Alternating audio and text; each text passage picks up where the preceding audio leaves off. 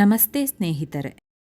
ರಾಯರ ಸನ್ನಿಧಾನ ಎಂದಾಗ ಮೊದಲು ಮಂತ್ರಾಲಯದ ಬೃಂದಾವನ ಕಣ್ಮುಂದೆ ಬರುತ್ತೆ. ಮೈಸೂರಿನಲ್ಲೂ ಒಂದು ಅದ್ಭುತವಾದ ದೈವಿಕ ಶಕ್ತಿಯುಳ್ಳ ಭಕ್ತರ ಸಂಕಷ್ಟಗಳನ್ನು ಕ್ಷಣದಲ್ಲೇ ಮಾಯ ಮಾಡುವ ರಾಯರ ಸನ್ನಿಧಾನವಿದೆ. ರಾಯರನ್ನು ವಿಗ್ರಹ ರೂಪದಲ್ಲಿ ಪೂಜಿಸುವ ಜಗತ್ತಿನ ಏಕೈಕ ದೇವಾಲಯವೇ ಮೈಸೂರಿನ ಈ ರಾಯರ ಮಠ. ಇದರ ಬಗ್ಗೆ ಸಂಪೂರ್ಣವಾಗಿ ಮಾಹಿತಿಯನ್ನು ತಿಳಿಯೋಣ ಬನ್ನಿ. ಶ್ರೀ ರಾಘವೇಂದ್ರ ಸ್ವಾಮಿಗಳು ಸದಾ ಭಕ್ತರ ಕಷ್ಟ ಕಾರ್ಪಣ್ಯಗಳನ್ನು ದೂರ ಮಾಡುತ್ತಲೇ ಕೋಟ್ಯಾಂತರ ಭಕ್ತರನ್ನು ಹೊಂದಿದ್ದಾರೆ. ನೀವು ಯಾವುದೇ ಸ್ಥಳಕ್ಕೆ ಹೋದರೂ ಅಲ್ಲಿ ನಿಮಗೆ ಒಬ್ಬರಾದರೂ ರಾಘವೇಂದ್ರ ಸ್ವಾಮಿಗಳ ಭಕ್ತರು ಸಿಗುತ್ತಾರೆ. ದೈವೀ ಪುರುಷರಾದ ರಾಘವೇಂದ್ರ ಸ್ವಾಮಿಗಳಿಗೆ ಮಂತ್ರಾಲಯದ ಮೂಲ ವೃಂದಾವನವಲ್ಲದೆ ಜಗತ್ತಿನೆಲ್ಲೆಡೆ ಬೃಂದಾವನಗಳು ಸ್ಥಾಪಿತಗೊಂಡಿದೆ. ರಾಘವೇಂದ್ರ ಸ್ವಾಮಿಗಳ ಭಕ್ತರಲ್ಲಿ ಕೆಲವರು ಇವರನ್ನು ಫೋಟೋವನ್ನಿಟ್ಟುಕೊಳ್ಳುವ ಮೂಲಕ ಪೂಜಿಸಿದರೆ, ಇನ್ನು ಕೆಲವರು ದೇವಸ್ಥಾನಗಳಲ್ಲಿ ಬೃಂದಾವನದ ರೂಪದಲ್ಲಿ ಪೂಜಿಸುತ್ತಾರೆ. ಆದರೆ ನೀವು ಇಂದಿನವರೆಗೆ ಯಾವುದೇ ಸ್ಥಳದಲ್ಲಾಗಲಿ ಅಥವಾ ಯಾವುದೇ ದೇವಸ್ಥಾನಗಳಲ್ಲಾಗಲಿ ಅಥವಾ ಮಠದಲ್ಲಾಗಲಿ ರಾಘವೇಂದ್ರ ಸ್ವಾಮಿಗಳನ್ನು ವಿಗ್ರಹದ ರೂಪದಲ್ಲಿ ಪೂಜಿಸುವುದನ್ನು ನೋಡಿದ್ದೀರಾ? ವಿಗ್ರಹದ ರೂಪದಲ್ಲಿರುವ ರಾಘವೇಂದ್ರ ಸ್ವಾಮಿಗಳಿಗೆ ವಿಶೇಷ ಪೂಜೆ ಪುನಸ್ಕಾರಗಳನ್ನು ನಡೆಸಿಕೊಂಡು ಬರುತ್ತಿರುವ ಜಗತ್ತಿನ ಏಕೈಕ ರಾಯರ ಸನ್ನಿಧಾನವೇ ಮೈಸೂರಿನ ನಂಜನಗೂಡಿನಲ್ಲಿರುವ ಶ್ರೀ ರಾಘವೇಂದ್ರ ಸ್ವಾಮಿ ಮಠ.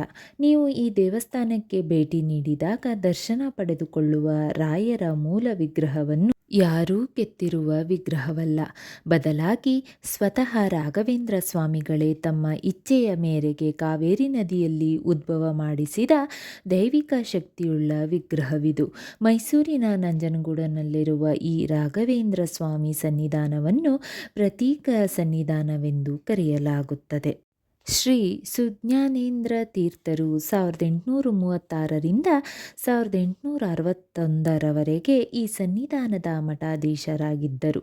ಇವರು ತಮ್ಮ ಕೊನೆಯ ದಿನಗಳಲ್ಲಿ ತನ್ನ ಅಂತಿಮ ದಿನಗಳು ದೂರವಿಲ್ಲ ಎಂದು ತಿಳಿದು ಮಂತ್ರಾಲಯಕ್ಕೆ ತೆರಳಲು ಸಕಲ ಸಿದ್ಧತೆಯನ್ನು ಮಾಡಿಕೊಳ್ಳತೊಡಗಿದರು.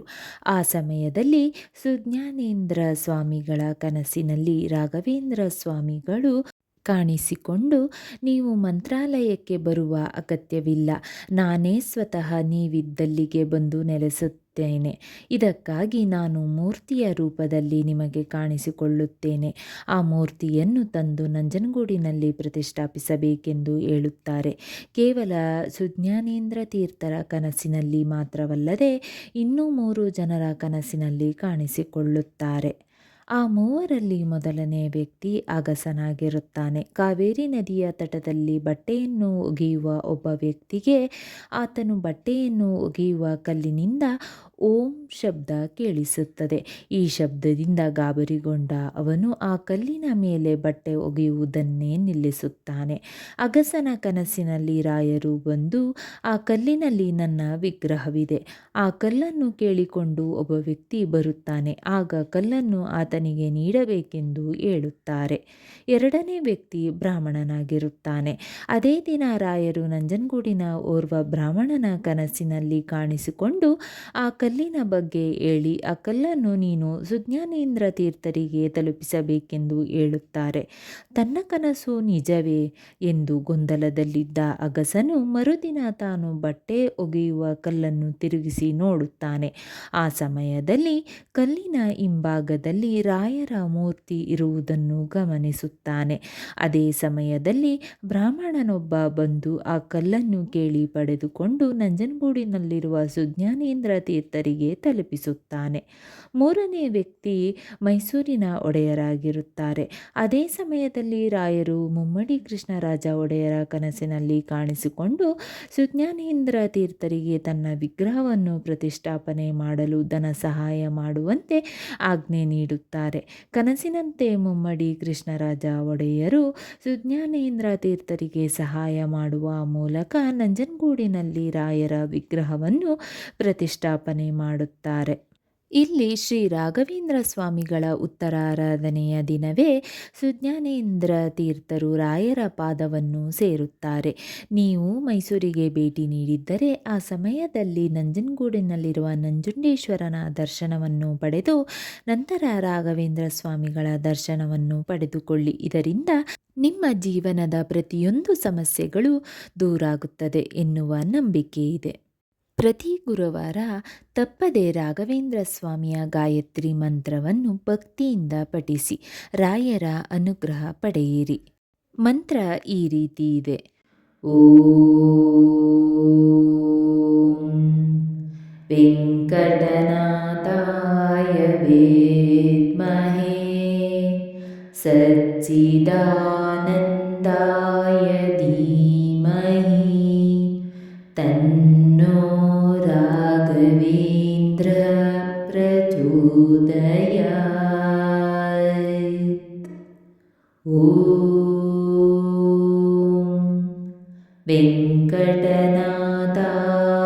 ವಿದ್ಮಹೇ ತಿಮ್ಮಣ್ಣಪುತ್ರಾಯ ಧೀಮಹಿ ತನ್ನೋ ರಾಘವೇಂದ್ರ ಪ್ರಚೋದಯಾತ್. ಓಂ ಪ್ರಹ್ಲಾದಾಯ ವಿದ್ಮಹೇ ವ್ಯಾಸರಾಜಾಯ ಧೀಮಹಿ ತನ್ನೋ ರಾಘವೇಂದ್ರ ಪ್ರಚೋದಯಾತ್. ರಾಘವೇಂದ್ರ ರಾ ಎನ್ನೆ ರಾಶಿ ದೋಷಗಳೆಲ್ಲ ದಹಿಸುವ, ಗ ಎನ್ನೆ ಘನಜ್ಞಾನ ಭಕುತಿಯೀವ, ವೇನ್ ಎನ್ನೆ ವೇಗದಿ ಜನನ ಮರಣ ದೂರ, ದ್ರ ಎನ್ನೆ ದ್ರವಿಣಾರ್ಥ ಶ್ರುತಿಪಾಧ್ಯಾನ ಕಾಂಬ. ಓಂ ಶ್ರೀ ರಾಘವೇಂದ್ರಾಯ ನಮಃ. ಓಂ ಶ್ರೀ ರಾಘವೇಂದ್ರಾಯ ನಮಃ. ಓಂ ಶ್ರೀ ರಾಘವೇಂದ್ರಾಯ ನಮಃ. ಓಂ ಶ್ರೀ ರಾಘವೇಂದ್ರಾಯ ನಮಃ. ಓಂ ಶ್ರೀ ರಾಘವೇಂದ್ರಾಯ ನಮಃ. ಸ್ನೇಹಿತರೆ, ಈ ವಿಡಿಯೋ ಇಷ್ಟವಾದಲ್ಲಿ ಲೈಕ್, ಶೇರ್ ಆ್ಯಂಡ್ ಕಾಮೆಂಟ್ ಮಾಡಿ. ಮುಂದಿನ ವಿಡಿಯೋಸ್ಗಳಿಗಾಗಿ ಚಾನಲ್ ಅನ್ನು ಸಬ್ಸ್ಕ್ರೈಬ್ ಮಾಡಿ. ಧನ್ಯವಾದಗಳು.